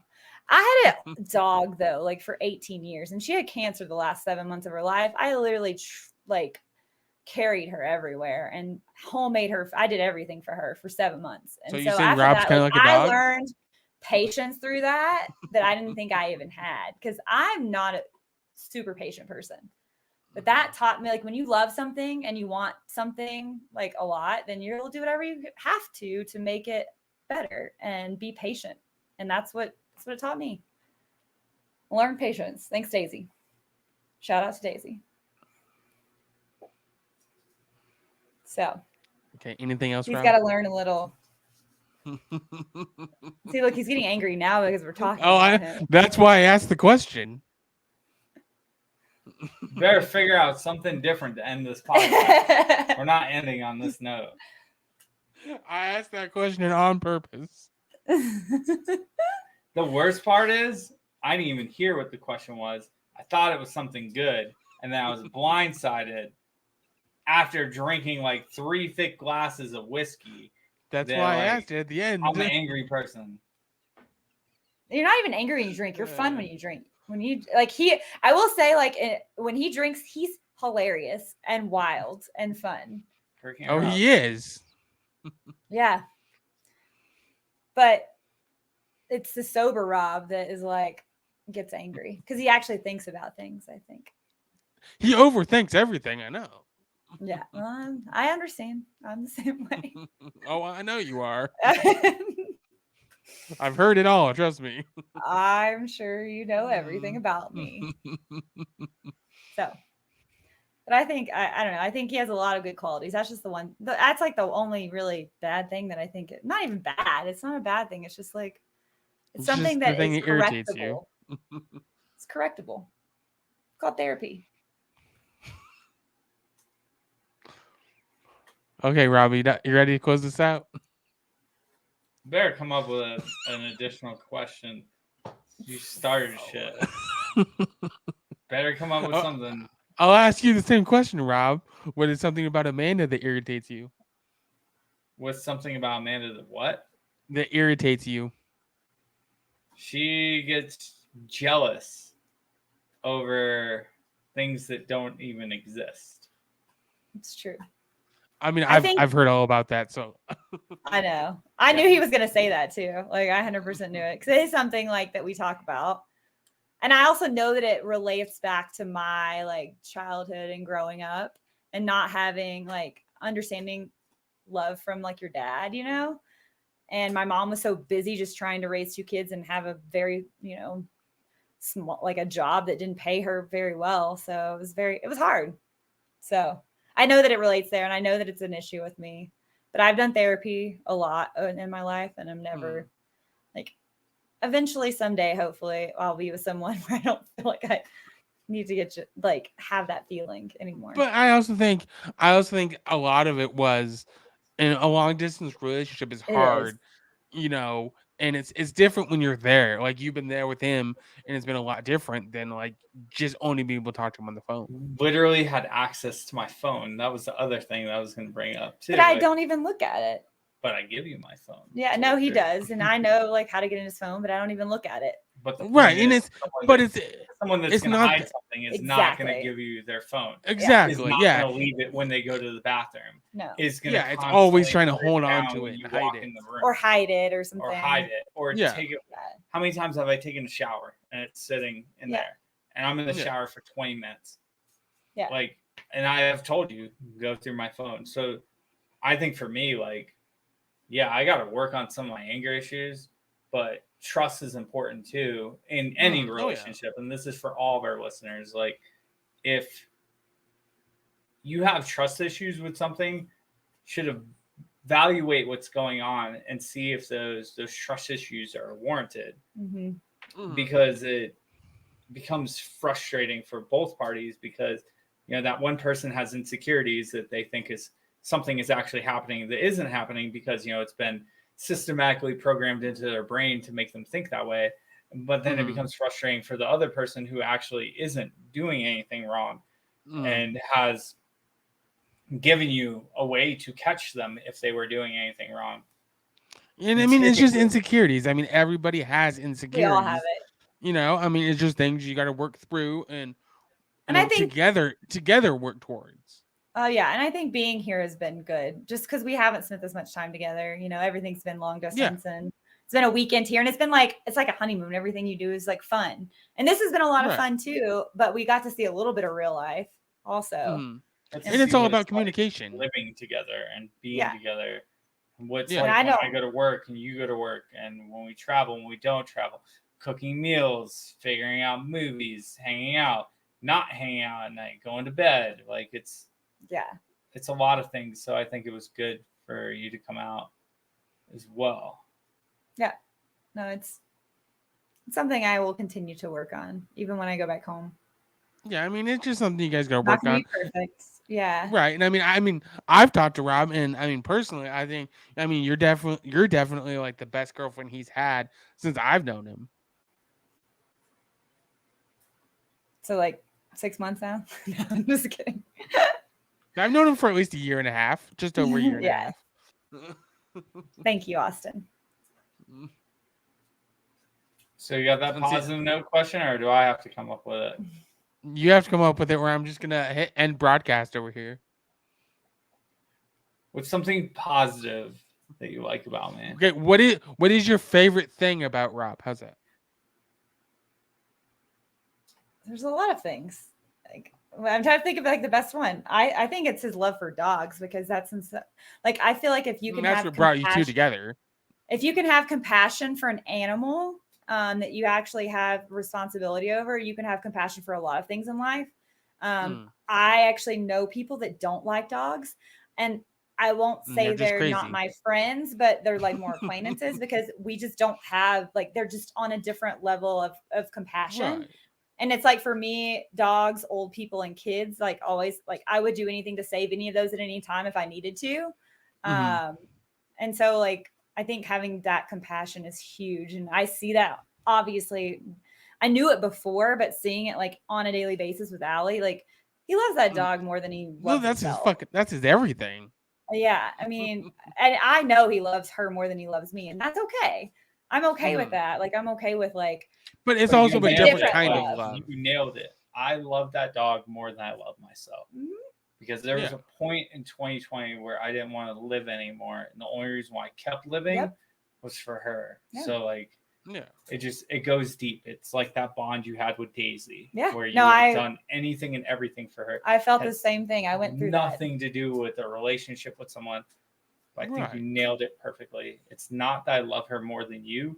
I love that dog more than anything that I've ever had in my life, because it's a different kind of bond. It's a different kind of bond and different kind of relationship than like two humans. It is. It totally is. And you're responsible for that, like being. And it's almost, I mean, it's like a child for us. It is our children, because we don't have kids. Speaking of kids, when you guys having kids? How many kids are you guys having? I mean, I am 40, so I don't know how many I could have. The question is, how many kids would you like to have, Amanda? I mean, growing up, I always wanted 3. And then as I got older and didn't have kids, now I'm just like, would be lucky to have one healthy kid. Like, I just want one. Because to be honest, like I wouldn't do IVF or anything like that. Like, it's a lot. It's really hard. It's really expensive. And I just feel like if it's not in my cards to have it, I'm just not going to. And Rob and I have talked about that, like where we would both be happy with just each other and the dogs if it didn't happen. Maybe, if we could try, if we're married or not, or even close to it, but it's something we've talked about too, where we would be happy with each other and the dogs, but we want something more. We both have always wanted it. So I know. It's I mean, it's just hard knowing. I mean, I don't feel 40. I feel like 30 still. I don't want to be 40. I'm not ready. I'd say Rob's 42, so it's okay. Yeah. Not 42. 40 also. 40. 40 also. He might look like he might act like he's 12, but you know. Mm-hmm. It's okay though. Yeah, that's the most positive thing about him. Compassion. There you go, Rob. You happy now? Happier. I'll just close this out by, saying to both of you, first off, to our listeners, thank you for everyone that listens to this podcast. But honestly, this podcast, first off, wouldn't exist without you, Austin. I tried to do that solo episode for Save Our Six, and it was weird talking by myself. And I know a couple people who do solo podcasts, and like, it's just not the same. Like, you have to have a guest, or you have to have a co-host with you. I think. I mean, hell, sometimes it's weird just me and you. Mm-hmm. I agree. I told Amanda tonight, like, the show's about the guests. Like, it's not about us. And that was a key thing that my dad told me a while ago, was like, he listened to a podcast and he heard us rambling about stuff. And he knew nothing about our guests for the first 15 minutes. And that's why he was saying, hey, make sure that like you're introducing your guests and like what they do and give a brief summary. That way people want to listen.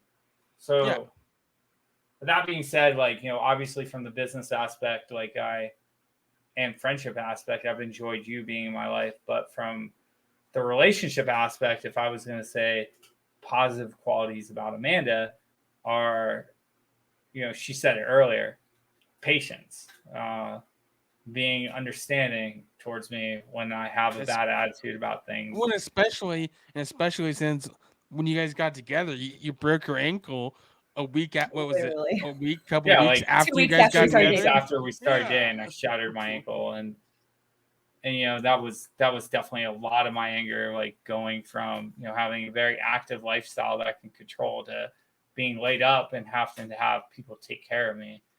But no, I would say patience. To me, it's also important that someone comes into a relationship that brings whether it's educational or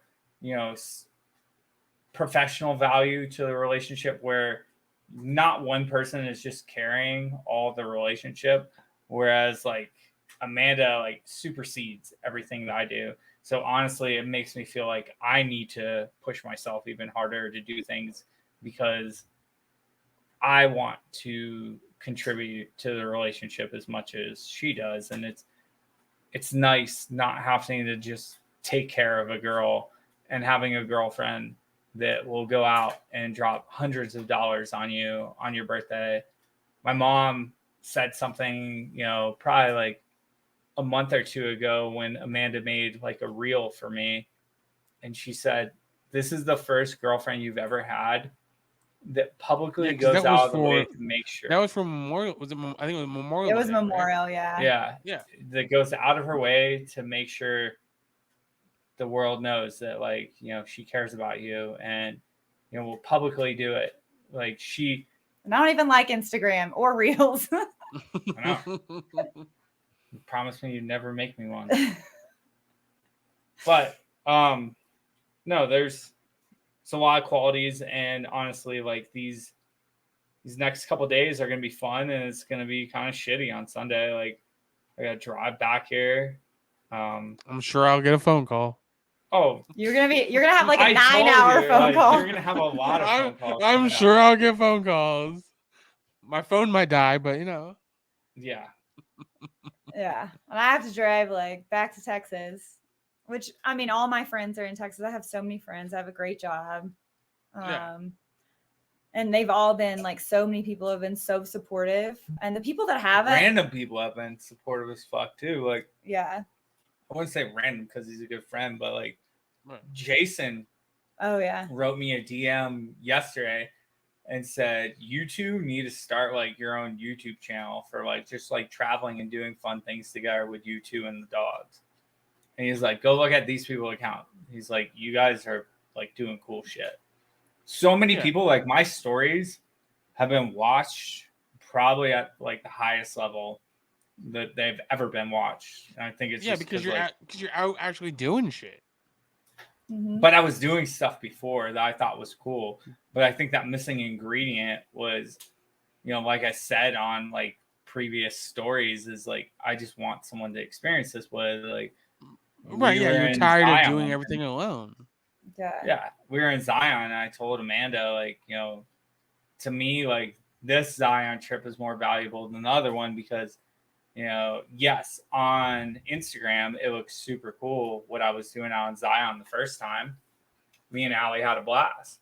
But the reality was I would go home at night and I would cry myself to sleep, and I would call my mom and I would cry, and I was like, I'm doing some of the most amazing stuff in the world. Like, I'm very happy with my life.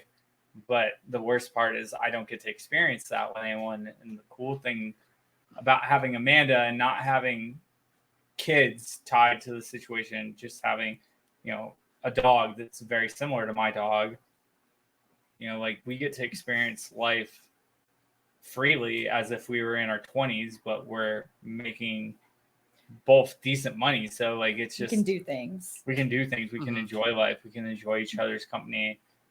And I don't know. I'm really glad you came on the podcast, if I'm going to be completely honest, because we didn't know if you were going to do the podcast with us. One, we were running around a lot. Two, like you didn't know if you had much to share. And here we are, an hour and 46 minutes into this. Like, it's my opinion, it's been a good podcast. And I mean, this is one that I'll gladly share with my parents and stuff, because I don't know. And then the other thing is something that's like very important to me is, you know, what my parents think. And I've gone against what they think many, many times. My mom fucking loves Amanda. We hijack conversations where he three-ways us in. Yeah. Literally. His mom and I do. Yeah. Yeah. No, like my mom likes Amanda a lot. And she's a pretty good judge of character, because she didn't really like my last two girlfriends, and those ended badly. And, you know, she has been quite on team Amanda, but it's also because like Amanda just is herself. And I think that's an important thing about life, is being who you truly are versus like putting on a front or trying to act something out. Yeah. Okay. I feel like I feel like you can only be who you are. I don't want to be anyone else. I don't necessarily like who I've been in my past, you know, but at all. I mean, so many people, especially social media nowadays, you know, try to be a fake person. Yeah. And like, that's why I don't post a lot on Instagram, because I look at pictures of myself or, you know, whatever. And I'm like, I don't look as pretty as that girl who probably has all these photoshopping or professional photographer or whatever. I don't have any of that stuff. And that's why I don't post a lot. I mean, the first thing he said when we started dating was we did a FaceTime date, and he was like, wow, like you're so much prettier in person over FaceTime than you are in your pictures on Instagram. And I'm like, I mean, I think that's a compliment. But yeah. but I mean, it's because I also had an iPhone 8 until like end of last year. So but part of it too, like it's something that you nailed on, is you know, and for those women listeners who listen to this, stop using like tools to like change your face. Like, just show your wrinkles, show like whatever you got. Like, if you want to wear a little makeup, that's cool, but like be who you really are. Because one of the things I value about Amanda is like she put up blurry, in my opinion, shitty pictures from like a photography perspective, but then meeting her in person and not seeing like a face-tuned face on Instagram, like seeing like a low resolution picture of what she looks like on Instagram versus what she looks like in real life, was a huge benefit, because it was like, holy shit, like Amanda's fucking hot. Like this entire podcast, I've been like occasionally looking there because like I'm trying to like focus on that, but I'm also looking to the left. I'm like, But no. Okay. Is there Anything else you want to close this out with, Rob? 22 challenge. Really Let's important. do it. Let's go. Everyone join us for this. It's a big fucking deal. Help support a big cause. More importantly, help support a company that we really love and care about. We're gonna try to get him on the podcast. Justin, I almost called him Jason. That's why I was stuttering words there. But Justin, the founder of Oath to Country, is an amazing dude. He's actually done a live with me before, and it was, in my opinion, it was one of my favorite lives that kind of led me towards podcasting. So hopefully we can coordinate where he'll come on.